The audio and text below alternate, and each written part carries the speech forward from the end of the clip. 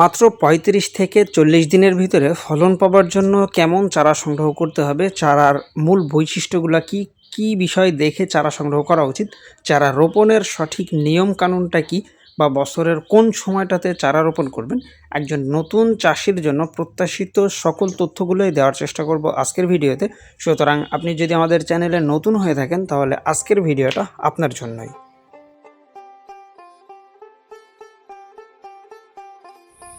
আসসালামু আলাইকুম।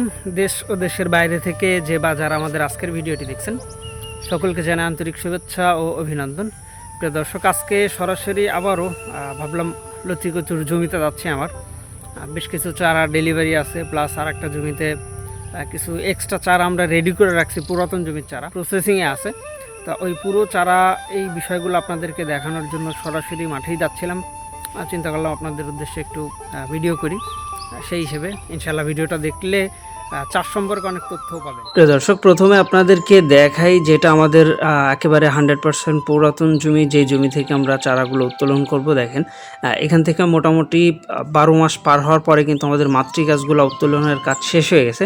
এখন শুধুমাত্রই চারাগুলো আছে, যে চারাগুলো আমরা আজকেও ডেলিভারি করতেছি। এই একটু যদি দেখেন কাছ থেকে আপনাদেরকে দেখাই, আমরা ঠিক এভাবে প্রতিটা বস্তাতে বা পার্সেলে আমাদের কাস্টমার বা নতুন উদ্যোক্তাদের নাম লিখে দিই। আর এই যে চারাগুলো আমাদের এক পাশ থেকে কাটিংয়ের কাজ চলতেছে। অনেকেই প্রশ্ন করে যে ভাই, অনেক সময় চারা কিছু ছোট চারা আসে বা অনেক সময় চারার একটু ছোট বড় হয়। তা আসলে যখন আমরা তো মূলত চারাগুলো কাটি, এই যে দেখেন প্রত্যেকটা চারার গোড়াতে এরকম লতি থাকবে, এই বিষয়টা শিওর করে নিই। এখানে একটু ছোট বা একটু বড় এটা স্বাভাবিক বিষয় অনেকটাই, যেহেতু যে জিনিসগুলো জমিতে তৈরি হচ্ছে, এটা কোনো মেশিনে তৈরি না, একটু চিকন মোটা, এটা স্বাভাবিক বিষয়। তবে আপনাকে দেখতে হবে সেটা হলো 100% পুরাতন জমির চারা কিনা। এই যে দেখেন আমাদের প্রত্যেকটা চারার গোড়াতে আল্লাহর অশেষ রহমতে এরকম লতির দেখা আপনি পাবেন। দেখেন, যেটা আপনি মোটামুটি চারা রোপণের আগে যদি চান এই লতিগুলা কেটে নিজে ব্যবহার করার জন্য, আর সেটাও কিন্তু আসলে সম্ভব।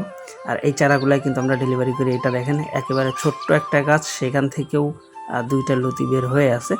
এগুলাই হলো পুরাতন জমির চারার একটা অন্যতম বৈশিষ্ট্য। যারা একেবারে নতুনভাবে চাষ করতে যাচ্ছেন বা লাইফ ফার্স্ট, তারা অবশ্যই এই বিষয়গুলো জেনে নেবেন যে রানিং জমির চারা সংগ্রহ করলে মোটামুটি লতি আসতে 3 মাসের আশেপাশে সময় লেগে যায়। আর সেক্ষেত্রে অবশ্যই চেষ্টা করতে হবে এরকম 100% পুরাতন জমির চারাটা সংগ্রহ করার জন্য।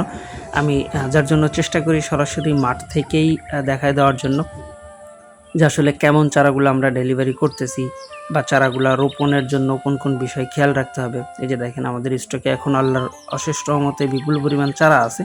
আবার অনেকেই প্রশ্ন করে ভাই, চারা রোপণের উপযুক্ত নিয়মটা কি? তা মূলত আমরা নিজেরা রোপণ করি 18 ইঞ্চি পরপর একটা গাছ, যেটা 1 হাত পরপর আপনি বলতে পারেন। এভাবে লম্বা করে লাইন দিতে হবে। আর একটা লাইন থেকে পরবর্তী লাইনের যে দূরত্ব সেটা দিতে হবে 1.5 হাত পরিমাণ, যেন 2টা লাইনের মাঝখানে ঢুকে আপনি সার ওষুধ দিতে পারেন, লতি কাটতে পারেন। আর অবশ্যই প্রথম 15 থেকে 20 দিন আপনার গাছের গোড়াতে 1/2 ইঞ্চি বা 1 ইঞ্চি পানি রাখতে হবে। আর একেবারে নতুনভাবে যারা চারা রোপণ করবেন, এই যে দেখেন এই গাছগুলোর বয়স কিন্তু 20 দিনের আশেপাশে।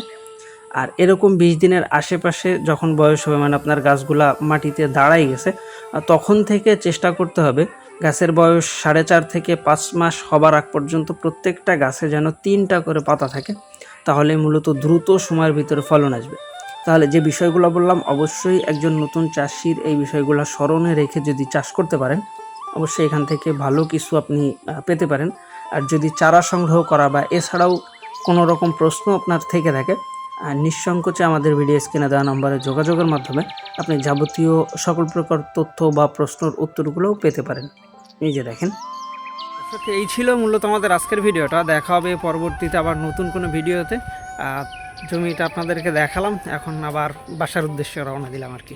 সবাই ভালো থাকবেন, আল্লাহ হাফেজ।